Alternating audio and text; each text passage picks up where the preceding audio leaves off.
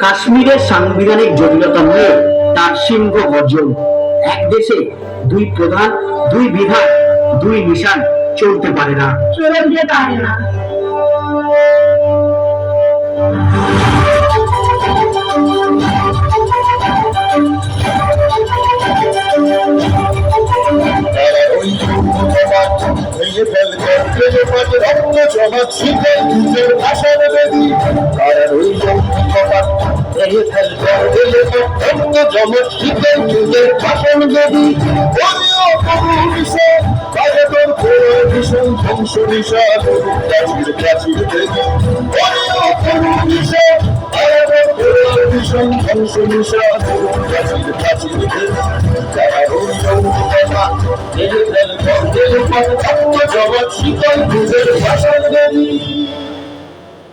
আমার রক্ত যদি ভারতের কোনো উপকারে লাগে তবে আমি নিজেকে ধন্য মনে করব।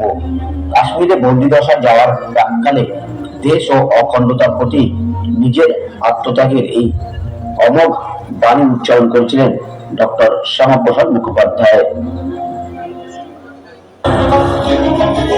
জাগো হে বঙ্গবাসী জাগো, জাগো হে রঙ্গদাসী জাগো, জাগো হে বঙ্গবাসী জাগো, জাগো হে রঙ্গদাসী জাগো, প্রতিবাদের তুমি সূর্য জাগো রে। বীর বিপ্লবী জাগো জাগো, স্বাধীন খেয়ালের গল্প জাগো, তরুণ সত্য জাগো রে।